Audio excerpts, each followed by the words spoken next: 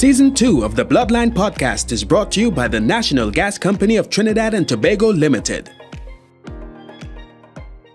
Digitize and monetize with iEnt Live, the only platform that provides complete digital support for entertainers, promoters, businesses, and entrepreneurs.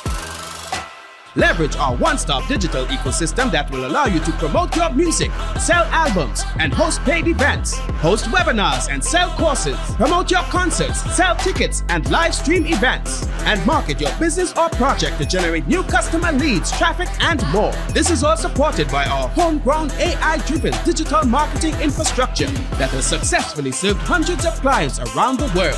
To learn more, send us a message or call 765-4641. Hi, good evening, and welcome to Bloodline Podcast, sponsored by National Gas Company of Trinidad and Tobago. My guest this evening is none other than veteran musician, producer, Carl Beaver Henderson. Beaver, welcome. My fellow Torian, good day. Hey, how are you going, my brother? I'm good. So, let me see, where we go start, boy? We have so much to talk about. Okay, here what? Let me start from the beginning. Where were you born and tell me a little bit about your family? Birth, all right. Like a lot of people, actually, a lot of people don't know. I was actually born in Dominica. But I left there at the age of 3. I know very little about Dominica because my old man was a professor on campus. So, as they would say, Dominica gave me birth, Trinidad gave me the love.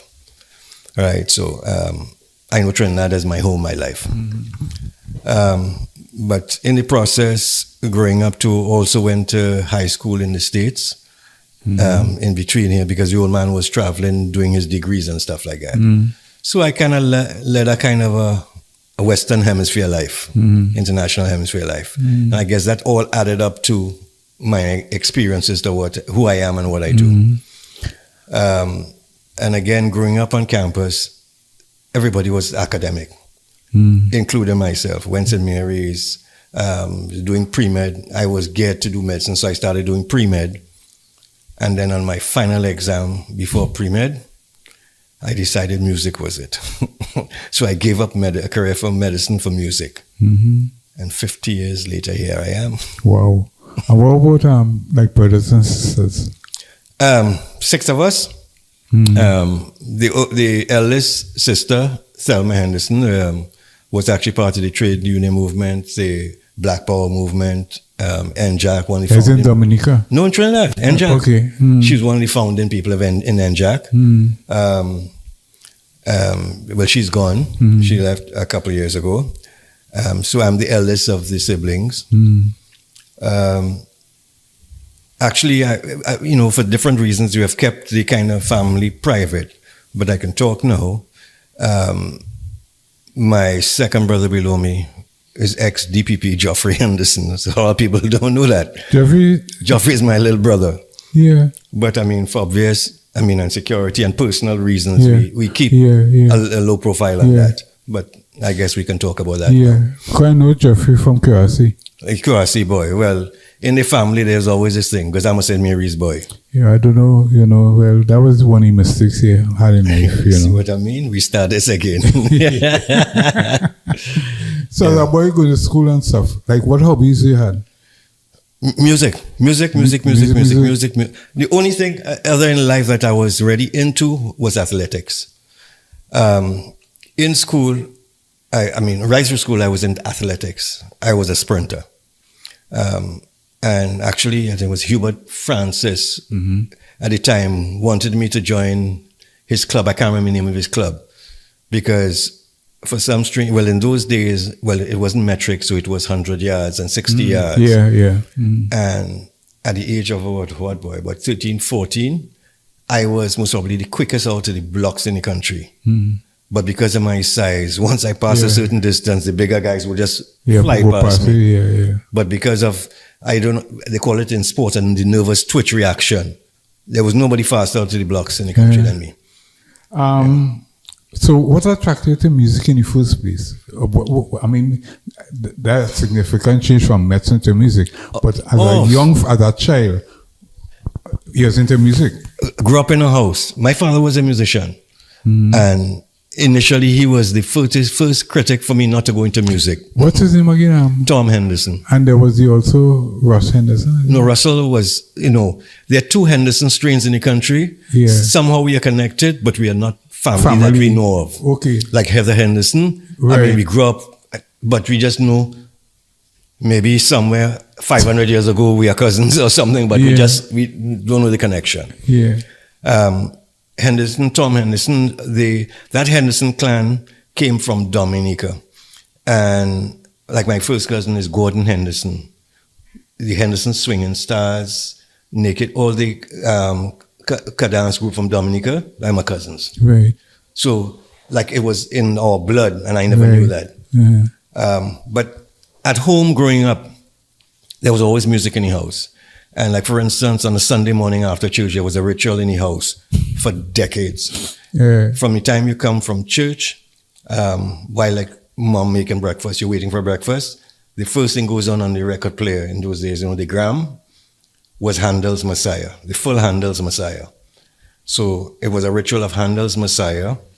And after Handel's Messiah, you will go to something from Broadway like Camelot, or one of the plays off of Broadway. And from that, you will go into big band music like Glenn Miller, or, the big band symphonies and stuff like that.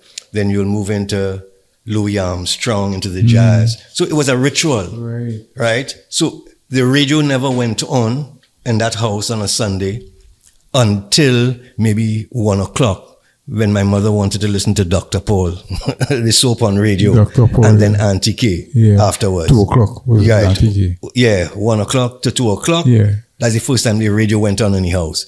Other than that, you're indoctrinated by all genres of music. So, who were some of your early influences in music? Big band music, jazz. Jazz music? And big orchestration. So Duke Ellington, Count Basie, and again, when you listen to like Ella Fitzgerald and some of these artists, it's the same great musicians who are doing the arrangements for them like that. So big band music was always, and orchestration has been my biggest influence. When Trinidad and Tobago thinks of Carl Beaver Henderson, they don't think about athletics, No. They think about music and Firefly. Yeah, well. Tell me about the Firefly story. Yeah, well. How Firefly come about? Tell me something about Firefly. All right. Well, let me bust a public mark here. So, Firefly was as a result of, all right, you have to understand, when I do things, it is normally a path that I've created before, so I cannot plan and set a path. So if you go back to like 1978, well, like 76, 77, 78, I had just started at SEM Studios. So I became the producer at SEM. At the time, I just started Denise Plummer's recording career, worked with Gene Lawrence, and I had just won the Road March in 79 with Posa Finer Party, right? And that same year, I had won arranger, musician, producer of the year with Denise Plummer, You're What I Waited For, the #1 pop song. Those are the days we were doing local pop music. Yeah. Right? And I started to realize, as a producer, you're always pulling musicians from here and there. So I basically formed a studio band for my regular musicians. And in 78, my regular studio band, I took them up. I rented a house in Toko and brought the band to live in the house in Toko for 3 months. And in other words, we slept, we ate, we dreamed music 24/7. I brought the band back in town once a week. It was like payday for men to go and give their wives and their girlfriend money to run their house. But in other words, we were living music. So the musicians were Joey Samuel on drums, Eldon Oliver on bass, Junior Warwood on guitar, and myself on keyboards. Horn section, Clive Mitchell, Gil, and Roy Cape. So in reality, Roy Cape All Stars was that band. So if you go back and you check the productions at the time, Posa Finer Party was the band called it was I produced, but it was the band TNT Rainbow. Look at the back of Shorty's Om Shanti album, band TNT Rainbow, all the productions. Did Explainers, Sunday Night Fever album with Godwin Boone. All that production was the band.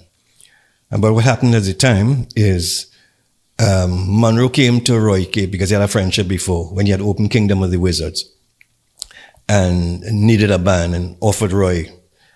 I was not ready to come out of the studio yet. So that studio band, TNT Rainbow, went to Monroe's tent and they renamed it Roy Cape and the All-Stars. And then, hold on, a year and a half later, my plan again was to what I'm producing and, my energy and my direction or what I wanted to do, I needed a live band. But I was not ready when Roy was ready to go out live yet. So a year and a half later, Fireflight. Well, I remember I have some very good memories of Fireflight. Who used to sing lead? Who used to sing lead?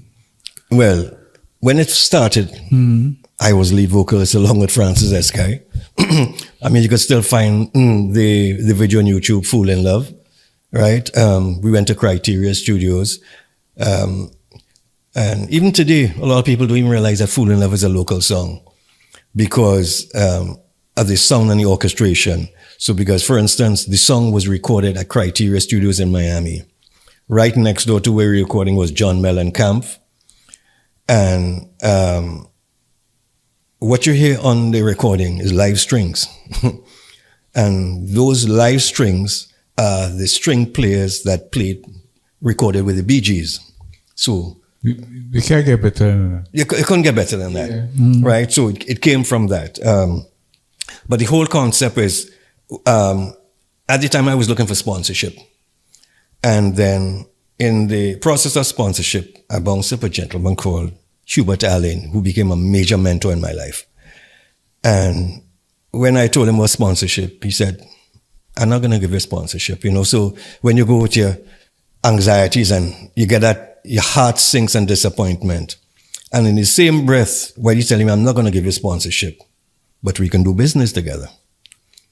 And then that started a whole process of forming Gold Sounds. That started the business of music in Trinidad. It was a corporate. We formed a company, a holding company overhead, and the band was separate, the PA company, a Gold Sounds. And the structure, was we were the first, I think, to start doing contracts and stuff like that. And, it's a whole different process we started in the industry. What is your favorite or your best Fireflight memory or moment? Actually, I imagine there would be a lot of there were a lot. No, but there was, although there are times you know what you can do and what you're going to do. The very first tour we did to Canada, which turned from Montreal into Toronto. For instance, you see like this COVID, a pandemic. We were the pandemic for that. And no matter where we went, it was like we were Pied Pipers. And to see that actually happen, still today is unbelievable. I remember it's like, and we were just picking up people as we went along the tour. So by the end of the Canadian tour, when we did Caribana, I think with University Avenue, there's 6 lanes on an avenue. It was estimated we were playing to 40,000 people. We picked up people from Winnipeg, Montreal, and then the word spread from New York, Boston, DC. And it was unbelievable. And at that point in time is when we had bounced up friends we hadn't seen since school days. People who had migrated. Steve Seeley was the vocalist at the time. And, picking up on the tour, and we had a chant, hey, long time we see people. Long we have felt like this? Long time we have felt. Arrow was on our truck at the time. The next year, Arrow's hit song was Long Time We Have Felt Like This. And from that tour is when they raise your hand in the air, put your hand in the air, because it came from so many people in our crowd. People needed to identify themselves from the country, from the school they went to. And then it was, in those days, it was so rare. And we saw a couple of Carib bottles in the crowd. And it was, raise your Carib. It was just identification of who you are. And that movement started. Wow. Who's some of the artists that, well, you mentioned Denise Plummer, right? Sky. Mm-hmm. Who's some of the artists you have produced? Yeah. You have a week? Yeah, well, just give me a few that, the public could. All right. No, all right. I consider the two sides of the coin. There people you produce and artists that you produce with. Because in reality, sometimes you can't produce somebody who's, how should I put it, boy? All right, I'll give you an example. Like Shadow. I mean, I worked extensively with Shadow for decades. But how could you say you could produce Shadow? Shadow is an entity almost within himself. So you produce with Shadow. There's some people you produce and some people you produce with. So I can give you a little list. I mean, from, say, Shorty. There's so many. All right, remember in the days of Semp, when record stores would be open, we used to be turning out 1-2 songs a week. So the list of artists that I can't even remember, that people call me from around the world who have a 7-inch vinyl and ask me if I'm the producer for this, but I have to hear the song to identify that as my work. So much work. So let's go like a couple like Shorty. Actually, I did Kitchener's first soca album. Shadow. I work with Sparrow. Arrow. Yeah, I know the list. Yeah. I mean, I could go on and on and on and on and on. I did King Austin's Progress. And then later on years, it was Brother Marvin's Jahaji Bai. I did Denise Plummer later on again, Now Leaving. We could talk a week.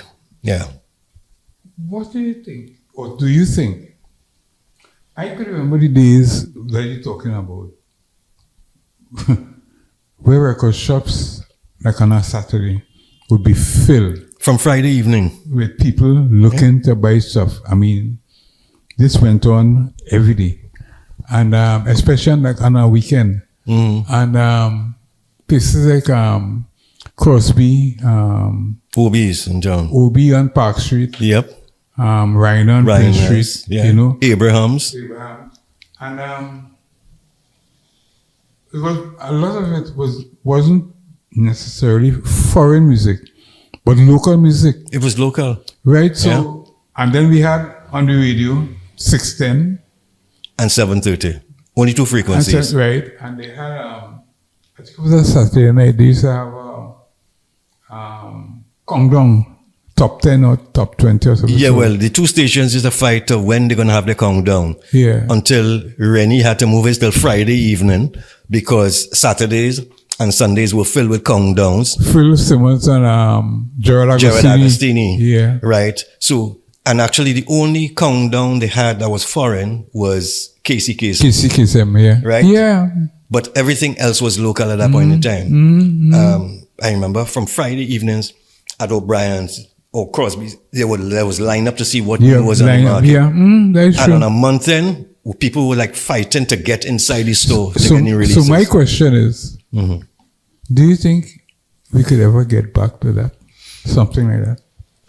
With how music is now today? No. Local music? It is not hard to get back to that. Well, first of all, you're not going to get back to that kind of a physical product selling because we're in a digital age now. It's not even the age of downloading or buying CDs or something. It's a matter of streaming. But the attention back to the local music, it will happen when we leave the sole focus of our local music as carnival oriented. All right, so what has happened through the years? And actually, I have a documentary because I've been documenting my life. And I have a documentary coming out, which is going to kind of shake the foundation of the industry a little bit. The origins of soca, the true story and how soca came about.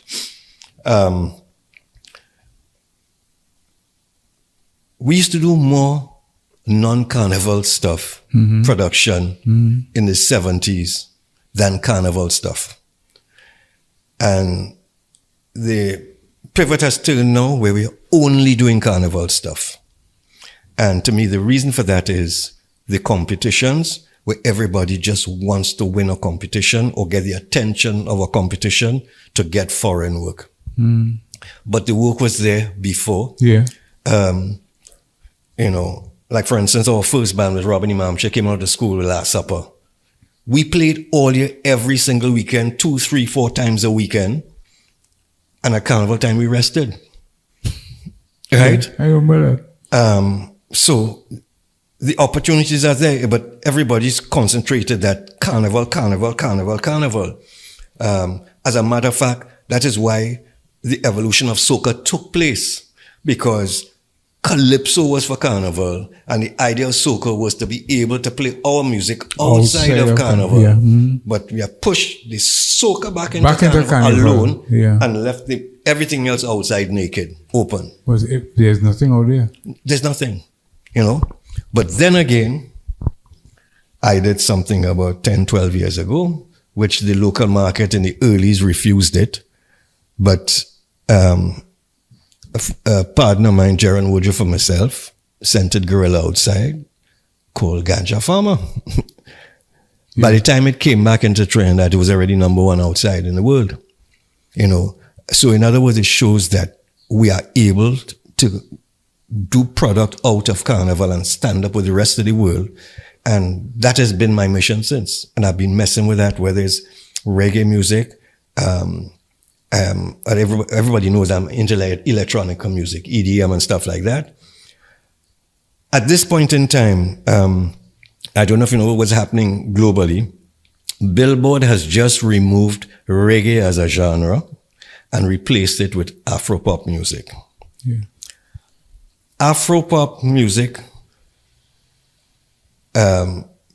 its earthing came from, if you take its traces, look at soca going into Europe, into London, into a generation of African people who were migrating into Europe, integrating into the soca and getting into it.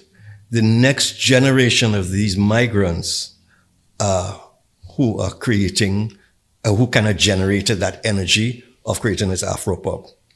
But even before that, when you start talking about soca, in other words, we're so interacted that Calypso was, you know, and soca influenced by West African music, Fela, Ransom Kuti, right? So it's almost like a cycle. We keep influencing each other. And at this point in time, was where West African music is on the world market, and then we are so close to it. Again, we have an opportunity where we could stand up on the world stage with what we do if properly crafted and produced. Something like that, you would need the support and the assistance for the state, the corporate Trinidad, who? All you need is support of the country across the board. In other words, you do a song, somebody do a song, let your neighbors let the people stream it. In other words, we have a thing that foreign is always better. Yeah. Right? So even though you feel foreign better, you know there's something local, just go onto the streaming platforms and play the song. So the numbers record. Right. Even though if you don't like it, let it play and turn down the volume. Yeah. So, but then let the numbers run. Yeah. That is what we need. So put it this way, if everybody, say half the country, or say 10% of the country, say 100,000 people, did that every day. In 6 months to a year, we are on the global charts. Yeah. So we usually part of the interview I call blood pressure. Right? I've taken my medication. Right. So I ask you some questions and you make a choice. Mm-hmm. Yeah. Sugar cake or guava cheese? It depends on the time of the day. Sugar cake by day, guava cheese by night. Oh my God. To the viewers out there, let me explain something. This guy and I were born the same day. And I needn't say anything more. Right? Birds of a feather. Beef pilau or provisional saltfish? Beef pilau. Seafood or steak? Seafood. Bus up shot or dal peri? Bus up shot. Jazz or classics? Both. They're both in my blood. I can't help it. Ray Charles or Stevie Wonder? Of the same, different generations. Because I grew up on both. And still my favorite album of all times is Stevie Wonder's Songs in the Key of Life. Yeah. Cinema or Netflix?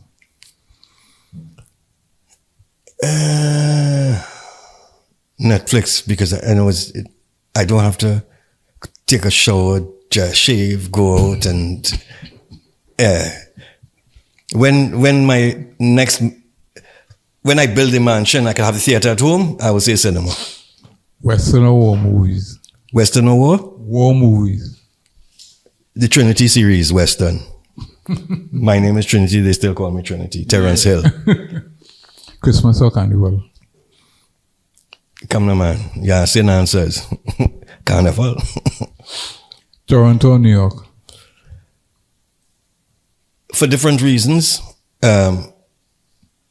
Toronto, Manhattan is a special place to me. The reason Manhattan is a special place, one of the few places I can just be me, walk the streets, and nobody knows who I am.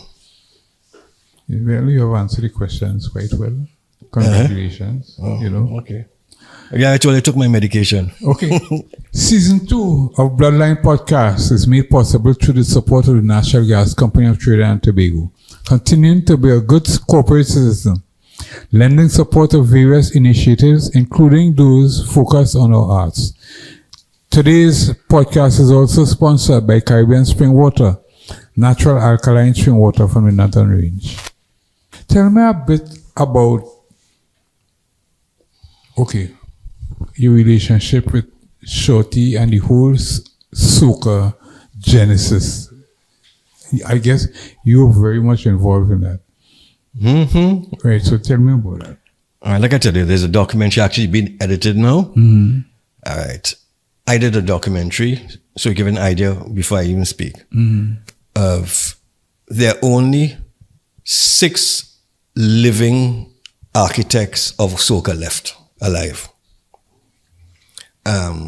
In that documentary, one couldn't be there, it's Ed Watson.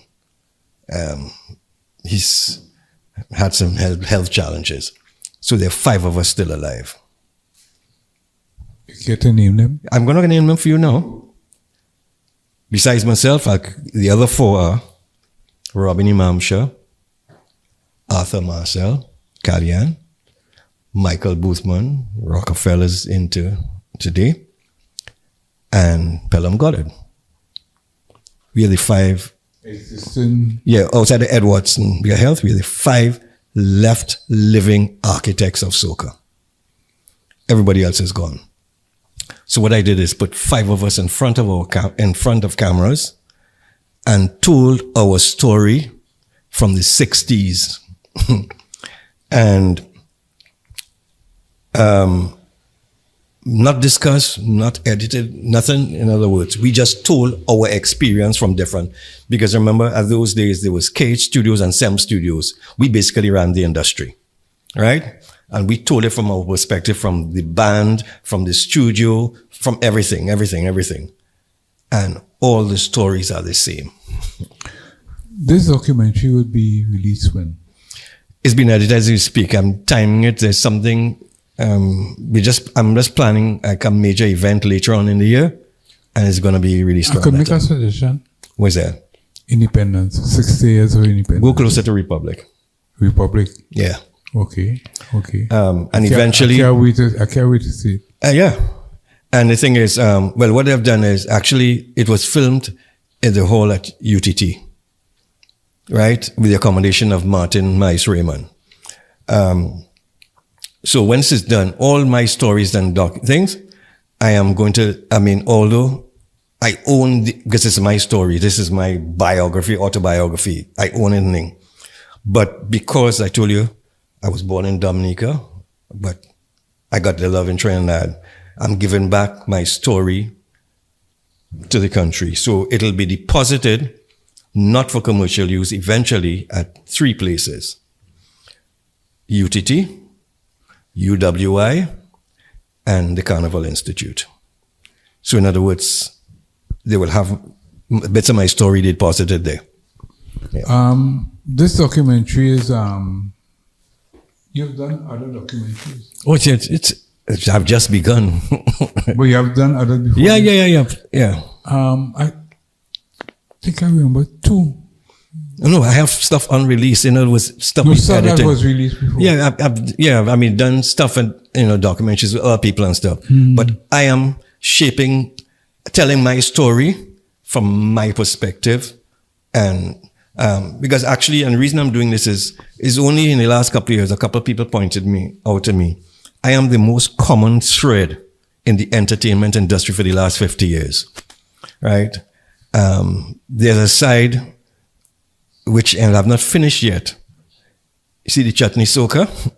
Oh, that's a whole other story again, of which I'm a foundation of. Okay. Leads back to the Muhammad clan. Yeah.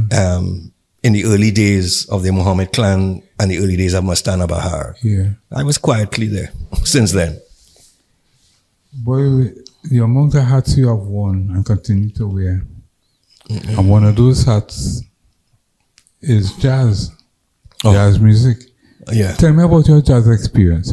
Coming to mind easily is the experience I had with you bringing one of the world's greatest jazz.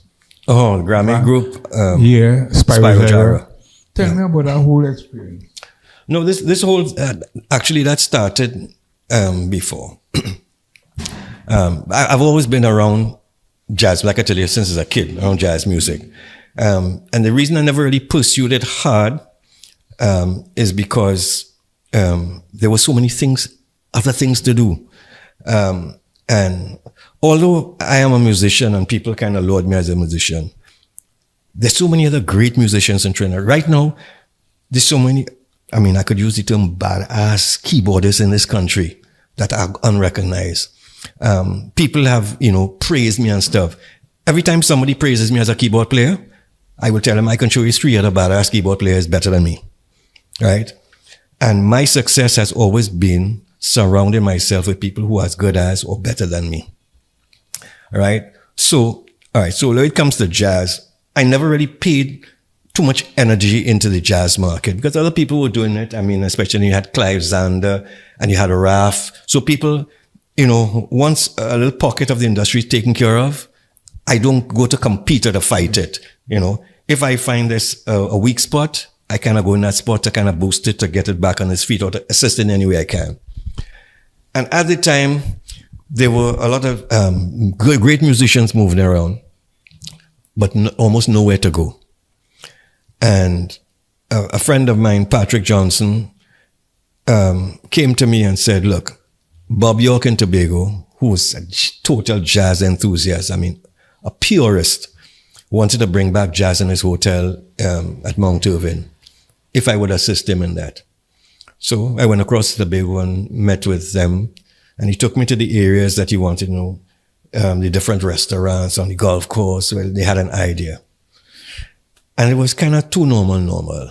And I asked, well, do you have a beachfront? He said, yes. I said, let's go down on the beach. And I said, let's have jazz here. And everybody watched me like, come now, you serious? This is the beach. People, Bob York was the only person who saw that vision I had. And after that, we became best of friends. Right? And well, history happened after that. And it was developed, where it became a staple at the Jazz Week in Tobago, up to when he died. So he's the only one that really saw my vision initially, and he backed it all the way and worked with me. And we used to have a ritual, like on the Saturday when things were already waxing and the success was there on the Saturday.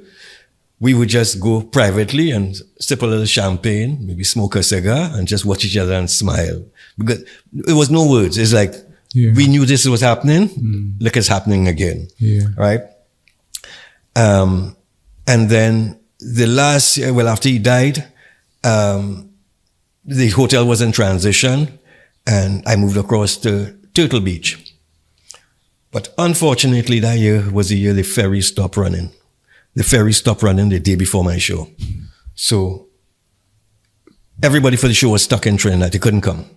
So I lost a shitload of money, to be honest. Very easy to imagine. So I was kind of cautious going back into Tobago at that time, because they were redeveloping, and the ferry system, Tobago was redeveloping. And I had a show booked. I wasn't going into Tobago. I had Spirogyra.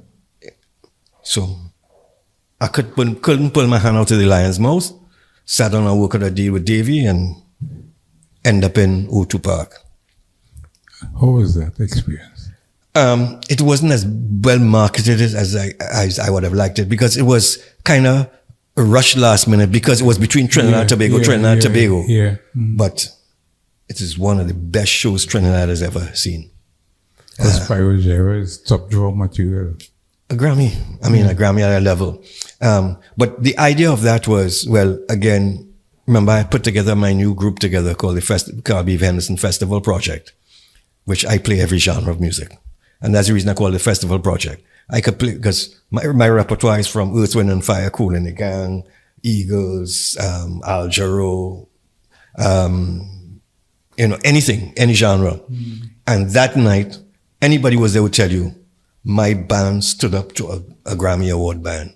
Even the musicians in their group yet acknowledge that. Very good. Young musicians and producers would be producers. What advice you have for them to navigate, especially in this digital world now? What advice you have for them? Actually, coming out of COVID, I've been talking to quite a few young musicians. First of all, a lot of young musicians are in their corner feeling that they are alone and they have the problem. There's so much talent we have here, right? But the problem is the talent is almost like in little pods by itself. So what needs to happen is platforms needed to be created to bring that out, right? Because in other words, you could be a bad guitarist, he could be a bad bassist or another keyboard player, but nobody knows this one exists and that one exists and that one exists. In other words, you have to come out of that shell. Just come out and do, my thing is, all right, if you go to any major city, you know about busking, why can't a musician just set up in the savannah or on a pavement and just start to play music? Do not sit down and wait for a big payday before you think you need to be acknowledged. If you're a producer, produce. Don't wait for somebody to call you to get paid to do a production. That is the school I come from. And that has been was the success of that whole era, globally, of musicians and artists and producers. Too many young ones now are waiting for that big payday to wait to get a check before they do something. Your craft comes before the check. Just do it. Nike says it, just do it. Just do it. The young crop musicians and artists you have, if you care to name a few of them, who have impressed you? Like young singers, young soca stars and that kind of thing. Well, let's not even go soca stars yet. They're musicians. So you have to understand, behind all those great artists, there are creatives behind them. There are creatives behind them. So I could start with my musicians. The Williams family, I remember Baite, his two brothers, Ato and Atiba, great musicians. Dax Carter, one of the greatest guitarists, Trinidad musicians. Guy fantastic. I mean, I could call musicians, I mean, my band, I mean, my horn section is second to none, led by Gavin Marcel. Hey, Manosan? No, Gavin Marcel, not Marcelin. Okay. No, these guys used to play with Roy Cape. Okay. Right? Yeah. Right. But after the All-Stars, I mean, with Roy gone, there was almost like a with Roy. But as Roy gone, they're basically on their own, kind of now. You know, a young fellow who blew my mind in terms of musician, Michael Changwai, guitar. Yeah, but Michael, great musician, too introverted. In other words, he's better than he even thinks he is. That's how I could describe it. Right? Yeah. No, they're great musicians. They're great musicians. Well, I used to have a little problem. Well, I didn't have a problem. They used to have a problem with me, some of the churches.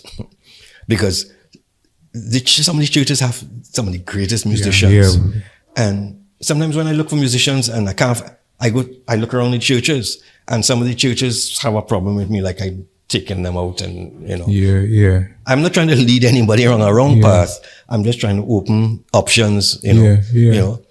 So musically, like a lot of my musicians, even from Firefly days, Donald Phillips, at the age of 14, I think his father was a pastor, or his father was a pastor. I had to go and pick him up from home and drop, you know. But, you know, there are great musicians in the church. And again, that comes from the discipline of the church. Right. So once they have that basic discipline, they keep that discipline in their craft. And that is the problem I'm having with a lot of young wannabes and actually bees right now, that, you know, it's all about discipline. Your discipline of your craft first. Because I always tell somebody, if you're getting into something, do it for 6 hours a day, 6 days a week for 2 years. When you finish that 2 years, there's nothing you can do wrong in that discipline. Yeah. You know. You know, of all these soca, you can talk about soca artists. Yes. Of all these soca artists, I mean, there's so many great, I mean, there's Voice, there's Second Star, all of them, well, I shouldn't say all of them, but most of them came in front of me as an assessment in B-Mobile Soca Star. So I've been watching them since then and watching the development. And the ones that are at the top now are the ones that took advice from myself and other people and mentoring. Some of them were mentored by blacks, and taking advice and kept and developed their craft. So in other words, then and to now, those are the ones who stuck to their game and developed their craft properly. That project's still going on? Soca Star? Yeah. No. Another one by Sidas. And remember, I did scouting for talent for a couple of years. You know, with Holly too. I am saddened that something like that has been stopped. One of the biggest, or one of the saddest musical deaths that I have is that of Divine Echoes, the symphony orchestra. Yeah, well, actually, I am accompanying Mauricia Kagan, who is lead vocalist for the show coming up at the Hyatt shortly. We'll be coming to that. Right? The next question I want to ask you is, you have some shows coming up. I hear any name on the radio, I hear any name on the TV. You know, like, the last time I hear your name so much was back in the 70s and 80s, but I hear any name. So, tell me about these shows. No, well, what has happened is, since I put the band together a couple of years ago, because I realized doing my jazz productions, I hire groups, and actually even through the years on Jazz on the Beach, I help create some of the units, because, you know, people come to me, they want to be on the show, and I would tell them, you come to do a show, what? You're an instrumental, you're a vocalist, you have a band? No. Well, and I help them and show them how to form the unit, and things like that happen. Yeah. And then realize with all the fear and stuff, well, FARE, that's coming to the stage, there's certain elements missing musically. So I put my band back together, a band back together. The band has a name? Carl Beaver Henderson's Festival Project. Right. So I call it a festival project. So tell me about the shows. So since then, I've had requests for the band, and in other words, I still don't intend to water down to be playing in every corner every weekend. Yeah. So I select where I go, and well, again, the last thing I did, well, after Spirogyra and a couple other private things, COVID happened. All right, so I guess I'm very dormant. So coming out of COVID, the first approach I had was Sweet 100 and TTT came and asked me. In other words, they want to jump in the game. So my thing is this. We are talking the talk of let us work together. I talk the talk and I walk the walk. So they wanted to help. I jumped in and my unit is there. So for that, this show coming up, I am my front line basically, which they requested, is Mauricia Kagan, Kay Allen, and David Rudder. Those are the people that I am basically working with on stage. Then other people have called, some can afford, some cannot afford the band because it's the best of musicians I use. Now the band is flexible. The only constant there is me, basically, and I produce. But it depends, whatever the event is, I adapt the band to suit the event. The last phone call I got, well, not really a phone call, my neck was locked recently, and I was requested to put the band on the road for Carnival next year, Monday and Tuesday. So we're talking that talk. When these shows take place? The one for Sweet 100 and TTT is, I think, June the 4th at the Hyatt Waterfront. Okay. Yeah. What time it begins? Pardon me? What time it begins? I think about in the evening, afternoon evening. Yeah. And there's another project, upcoming project with festival project? There's some things I can't talk about yet. Okay.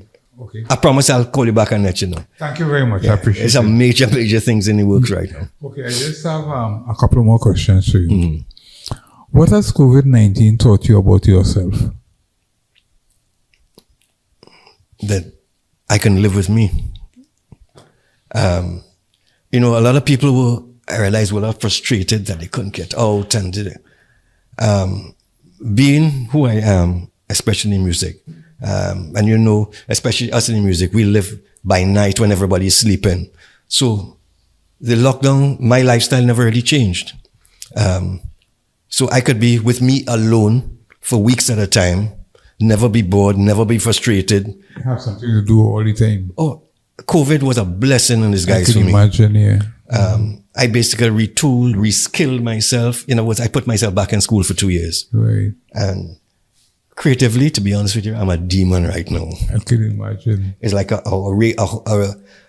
horse in the clusters waiting for the gates to open for me to start. That's where I feel right now. Very good, very good, very good, very good, very good. And my final question is, because this interview could take a whole day, but we'll cut it off now. What is in the future? What is Carl Beaver Henderson planning beyond the Hyatt show down the road for the rest of 2022, for Carnival 2023? That kind of. All right, let me tell you. Generally, my whole thing, which has never really changed. I mean, it's at different levels. Keep developing my craft. That's number one. And, I've reached a point now. I started to tell my story, and I have so much story to tell. I mean, if anybody's out there willing to help, I mean, there's so many documentaries I want to do, so many things I need to talk, and it's not only about me. It's because my interaction with so many people in the industry. I have to just keep as much as I can, but also to share my knowledge and experience with the next generation coming up. Because, they're saying that my best school in life has been my mistakes. All right? Sometimes you look back at your mistakes, you do something, especially in the last couple of years, I started moving differently. I'd lost a shitload of money, but those are my best schools. Then you know how to do or what not to do. And so things like that, and also creatively in production, you do certain things. It doesn't fit into the market. Whatever it is, I share my knowledge. So I am like a school to somebody else. I'm a school to myself, and I intend, continue to be school to especially the younger generation coming up, Well, Carl, I must thank you very much for being my guest this evening. It has been enlightening. As usual, you have been quite an engaging subject. Well, for those who don't know, Yeah. Peter and myself go back since Jesus was in Pampers, right? And always ask these questions. He's know the answers because we lived it along the way somewhere. Yes, right. We lived history from Rolls Royce to Palava Place, Upper level, Impact, JB's, Impact. Mass Camp, Minshall on the road. I remember a particular road.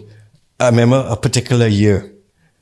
And you were driving me up a wall because on the road you would not let me stop playing Stalin Black Man Feel Interparty for Minshall. I played it and I'll go to 2 other songs, and by the time I went to the 3rd song, you'll come back, Beaver. And I know you're coming back for that. And I was forced to play that song over and over till Tuesday, 8 o'clock in the night. And it remains a masterpiece. A masterpiece. Thank you so much. My brother. You've been watching our Bloodline Podcast. My guest this evening has been veteran musician, Carl Beaver Henderson. I thank you for watching. Ciao. Season 2 of the Bloodline Podcast is brought to you by the National Gas Company of Trinidad and Tobago Limited. Digitize and monetize with iEnt Live, the only platform that provides complete digital support for entertainers, promoters, businesses, and entrepreneurs. Leverage our one-stop digital ecosystem that will allow you to promote your music, sell albums, and host paid events, host webinars and sell courses, promote your concerts, sell tickets and live stream events, and market your business or project to generate new customer leads, traffic, and more. This is all supported by our homegrown AI-driven digital marketing infrastructure that has successfully served hundreds of clients around the world. To learn more, send us a message or call 765-4641.